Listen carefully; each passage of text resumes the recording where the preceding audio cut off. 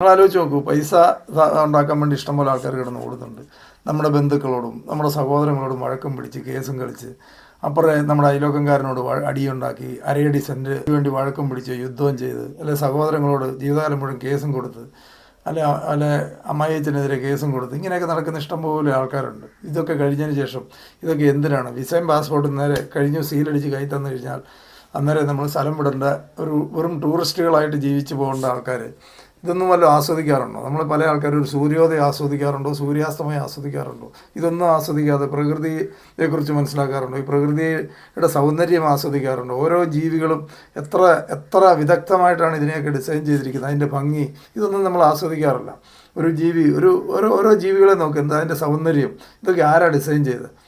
ചില കിളികളൊക്കെ ഉണ്ട്, എന്താ സൗന്ദര്യം, ഇതൊക്കെ ആരാ ഇതിൻ്റെ പുറകിൽ ഇതിൻ്റെയൊക്കെ ഡിസൈൻ ആരാ ചെയ്തത്? ഇത് നമ്മളൊന്ന് ആലോചിച്ച് നോക്കിയിട്ടുണ്ട്, എത്ര പേര് ആലോചിക്കാറുണ്ട്?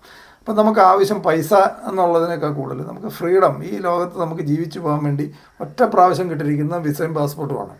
രണ്ടാമതുണ്ടെന്നൊക്കെ ആൾക്കാർ പറയുന്നു. അത് പലപ്പോഴും ഇവിടെ മര്യാദയ്ക്ക് ജീവിക്കാൻ വേണ്ടി ഉണ്ടാക്കി പറയുന്ന കഥകളാവാനാണ് സാധ്യത. അതിനെ സാധ്യതയുള്ളൂ. ഇതുവരെ സ്വർഗത്തിൽ പോയി ആരും തിരിച്ചു വന്ന് അവരുടെ അനുഭവം എക്സ്പീരിയൻസ് ഷെയറിങ് നടത്തിയിട്ടില്ലാത്തതുകൊണ്ട് നമുക്കറിയില്ല. നമ്മളെല്ലാവരും പറയുന്നുണ്ട്, എല്ലാ മതങ്ങളും ഇങ്ങനെ പറയുന്നതെന്നല്ലാതെ അത് പലപ്പോഴും ഇവിടെ മര്യാദയ്ക്ക് ജീവിക്കാൻ വേണ്ടി പേടിപ്പിക്കാൻ പറഞ്ഞാവാനാണ് സാധ്യതയുള്ളൂ. കാരണം പലപ്പോഴും നിങ്ങൾ പിന്നീട് സ്വർഗം കിട്ടുമെന്ന് വിചാരിച്ചുകൊണ്ട് ഇവിടെ നരകമാക്കരുത്. ഇവിടെയാണ് സ്വർഗം. ഈ സ്വർഗം നമ്മൾ ആസ്വദിക്കാനും മറ്റുള്ള ആൾക്കാർക്ക് ആസ്വദിക്കാൻ അവസരം ഉണ്ടാക്കി കൊടുക്കുക എന്നുള്ളതാണ് നമ്മൾ ജീവിതത്തിൽ ചെയ്യാവുന്ന ഏറ്റവും പ്രധാനപ്പെട്ട കാര്യം. രണ്ടാമത്തെ, അത് കഴിഞ്ഞിട്ടുള്ള കാര്യമൊക്കെ അന്നേരമല്ലേ. അത് എന്നുള്ള സാധ്യതയും കുറവാണ്. കാരണം ഇതുവരെ ആരും പോയിട്ട് വന്ന് സ്വർഗം ഇങ്ങനെയെന്ന് പറഞ്ഞിട്ടില്ല. എപ്പോഴും മനസ്സിലാക്കേണ്ട മാനിഫെസ്റ്റേഷൻ, നിങ്ങൾ ഈ മാനിഫെസ്റ്റേഷൻ ബുക്കുകൾ വായിക്കുകയോ ഏതെങ്കിലും ഗുരുവിനെ ഫോളോ ചെയ്യുന്നുണ്ടെങ്കിലും എവിടെ നിങ്ങൾ ഫോളോ ചെയ്യുന്നതിനേക്കാളും ഏറ്റവും ഇമ്പോർട്ടൻറ്റ് നമ്മളെപ്പോഴും മനസ്സിലാക്കേണ്ട, ജീസസ് പറയുന്ന സെൻറ്റൻസ് ഉണ്ട്, what ever you ask for believe you have received എന്ന് പറയും. അതായത് നിങ്ങൾ ചോദിക്കുന്ന കാര്യം നിങ്ങൾക്ക് ഓൾറെഡി കിട്ടിക്കഴിഞ്ഞു എന്ന് വിശ്വസിക്കുക. ഇത് ബൈബിളിൽ പറയുന്നൊരു കാര്യമാണ്.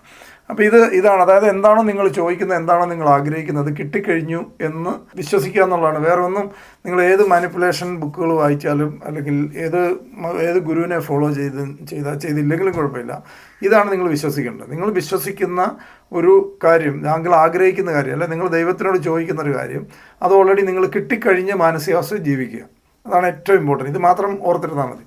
അപ്പോൾ ഇത് നമ്മുടെ ജീവിതത്തിലെ എല്ലാ സ്വപ്നങ്ങളും ഒരുപക്ഷെ നമ്മൾ ഇതുവരെ ചിന്തിക്കാത്തല്ല, നമ്മൾ ചെറുപ്പകാലങ്ങളിൽ നമ്മൾ ചിന്തിച്ചിട്ടുള്ള അല്ല ആഗ്രഹിച്ചിട്ടുള്ള മുഴുവൻ കാര്യങ്ങളും പൊടി തട്ടിയെടുക്കുക. ഇന്ന് എന്താണെന്നോ, ഇന്നത്തെ നിങ്ങളുടെ അവസ്ഥ എന്താണെന്നോ ഒരിക്കലും ചിന്തിക്കാതിരിക്കുക. ഇന്നത്തെ അവസ്ഥ വെച്ചിട്ടല്ല നാളെ. Past is not equal to future. പാസ്റ്റും ഫ്യൂച്ചറും തമ്മിൽ ഒരു ബന്ധവും ഇല്ലാത്തൊരു കാര്യമാണ്.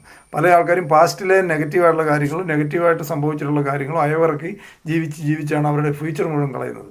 ഒരിക്കലും പാസ്റ്റിലെ നെഗറ്റീവ് ചിന്തിച്ച് ഫ്യൂച്ചർ കളയരുത്.